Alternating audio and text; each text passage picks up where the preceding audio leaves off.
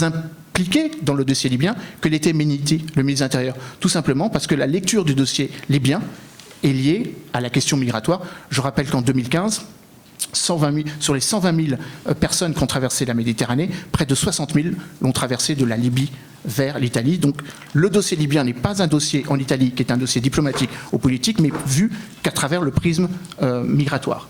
Et il me semble qu'en France, on a justement voulu avoir une autre approche. C'est peut-être là où l'approche française peut apparaître comme clivante, mais elle est conforme à la doxa de notre politique étrangère depuis 74 ans. Nous faisons confiance à l'ONU, nous avons soutenu le processus de Skhirat avec un certain nombre d'exigences, un gouvernement d'union nationale, un processus électoral, la perspective ou la promesse d'une révision de la Constitution, et bien évidemment tout cela sous l'égide de l'ONU.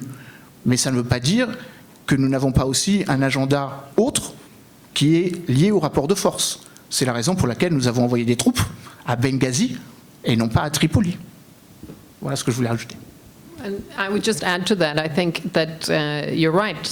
France has at least publicly committed itself to the UN process, but it has, in my view, empowered Haftar and fed his intransigence. He has Paris helped Haftar become not only Paris, but when we are talking about the European stage, fed his intransigence and made him the very difficult actor now when it comes to the UN process in general. Whether, in terms of its military assistance to Haftar, but also the engagement with him in the political process, the two Paris conferences at a time when Haftar was already intransigent rather. But I think engaging with Haftar without looking for concessions from him in a political sense was a mistake. D'une phrase. Oui, vous avez raison, mais il faut aussi avoir à l'esprit, comme sur le dossier centrafricain, comme sur le dossier de la République démocratique du Congo, nous avons perçu que si nous ne faisions pas ce geste vis-à-vis d'Haftar, d'autres le feraient. Je rappelle que la France a été très étonnée quand Sergueï Shoïgu, le ministre de la Défense, a invité Haftar à venir à Sochi, ou a invité Haftar à venir sur le destroyer Kuznetsov qui mouillait au large de Benghazi. Donc il faut aussi avoir cela à l'esprit. La France a voulu accélérer pour ne pas se rendre compte que si elle n'était pas, elle, présente, d'autres pays pourraient soutenir. Donc je complète mon propos, la France n'est pas le seul responsable de l'empowerment, comme vous dites, de Haftar sur un plan politique. D'autres pays l'ont fait avant nous et avec des moyens militaires beaucoup plus structurés. Of course, I'm talking in the European context. Merci beaucoup pour cet échange constructif. Est-ce que vous avez des questions? Oui. Donc, je remercie les invités. Je n'étais pas là au début de l'intervention de monsieur, mais j'ai une question. Je vous ai entendu parler du G5 Sahel, si je ne me trompe pas. Oui. Donc, je veux juste vous poser une question à propos d'une chose très, très déterminée. La France, est-ce que vous pensez que la France traite la question libyenne non seulement du point de vue économique, mais du point de vue politique aussi? On sait très bien qu'elle a entamé une guerre. Donc, elle a entamé une guerre il y a 2 ans ou 3 ans, l'opération Barkhane au Mali. Je rappelle les propos du porte-parole de l'armée libyenne, enfin, parce qu'il y en a plusieurs, on ne sait pas c'est laquelle, mais l'armée dirigée par Khalifa Haftar qui a dit clairement que les Français lui ont sollicité que les troupes de l'armée de Haftar poursuivent les groupes djihadistes et terroristes en dehors des frontières libyennes. Donc, est-ce que vous pensez qu'il y a des enjeux beaucoup plus loin que par exemple le pétrole au site, que la question des immigrés qui récemment a divulgué un grand problème apparemment entre l'Italie, entre Paris et Rome. Just one question for ladies here. About Algeria, do you think that Algeria disagrees with France that je ne sais pas comment poser la question en anglais, mais vous comprenez le français, c'est ça? Ok. Est-ce que vous pensez que les intérêts de l'Algérie dans la Libye, c'est-à-dire que surtout la question du terrorisme, est-ce que vous pensez qu'ils sont en désaccord avec les intérêts français et les intérêts égyptiens. Parce que l'Égypte, apparemment, est dans un axe qui est soutenu par certains pays du Golfe, avec la France. Et on sait très bien que l'Algérie aussi, c'est un allié principal, indispensable pour la France dans la région. Donc, ils sont tous des alliés, mais apparemment, il y a quelque chose qui cloche. Donc, qu'est-ce que vous en pensez? Merci. So if I understand your question correctly, you're asking whether Algeria has a similar perspective on Libya to France, for example, and Egypt. So as I mentioned earlier, I think that the Algerian approach to Libya has been based on a kind of quite a subtle, granular understanding of the Libyan conflict that isn't about going along with certain narratives that external countries have tried to impose on Libya since 2014. So Algeria has engaged with a wide range of Libyan actors, political and armed, including various shades of Libyan Islamists. And so it has showed a more complex understanding of the Libyan situation than, say, the narrative that Haftar has pushed since 2014, that has been supported by his backers, Egypt and the UAE. You know, if you go back to the launch of Haftar's operation, and I was then a journalist, I was the first Western journalist to interview Haftar weeks into his operation. And at that time, he was talking more about the Ikhwan, the Muslim Brotherhood, as the main enemy that he wanted to clean from Libya. In fact, sometimes it seemed he was talking more about the Brotherhood than he was Ansar al-Sharia and the other radical groups. And the nature of his campaign, particularly in Benghazi, and Benghazi, the displaced population from Benghazi is now the largest population of displaced in Libya. And a large number of those displaced were people from Benghazi who were targeted by Haftar's forces because they were accused of being Islamists or Islamist sympathizers. These accusations were thrown around very casually. I often say that in Libya since 2011, the two most powerful smears, attacks you can make against a political opponent is to describe him or her as Ikhwan, from the Ikhwan, or from the former regime.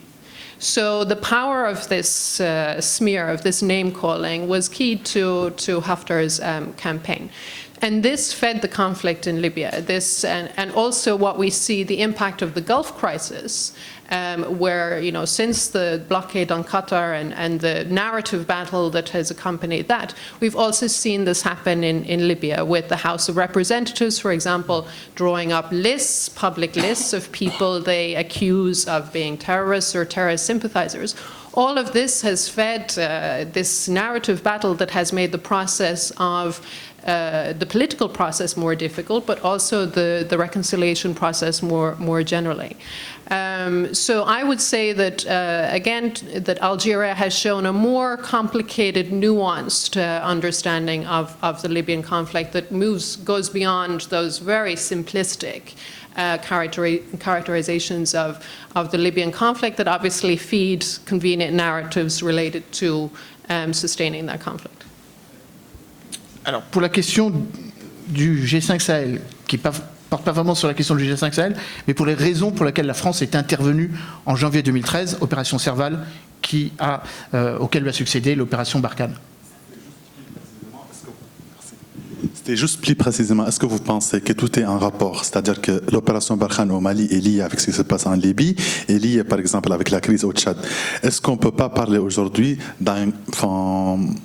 d'une question libyenne qui est en réalité en rapport avec tous les problèmes de la France dans le continent? Donc, je ne sais pas ce que vous comprenez exactement ce que je veux dire. Oui, j'ai compris. Ouais. Je ne partage pas, mais j'ai compris. Chronologiquement, il y a une évidence. L'opération Harmattan en 2011 a précédé l'opération Serval, qui a été rendue nécessaire d'une certaine manière, car des groupes armés terroristes, en l'occurrence, ont prêté main forte à des groupes armés irrédentistes, Touareg, qui n'avaient pas suffisamment de capacité militaire pour s'opposer à l'armée malienne. Donc il y a un jeu de concomitance entre le fait qu'une partie de l'armement, une partie des hommes sont venus prêter main forte à une logique irrédentiste, azawadienne, dans le septentrion malien. Tous les 10 ans, depuis 1993, il y a des rébellions, mais jamais avec ce degré de risque. C'est la raison pour laquelle la France décide d'intervenir le 9 janvier en disant il y a un risque que le Mali soit totalement entre les mains des groupes armés liés à Al-Qaïda et des groupes Touareg liés à l'époque au MNLA qui ensuite a été démantelé. Donc ça, vous avez raison. Maintenant, dire que la France est là parce qu'elle défend ses intérêts ou qu'elle viendrait pour essayer de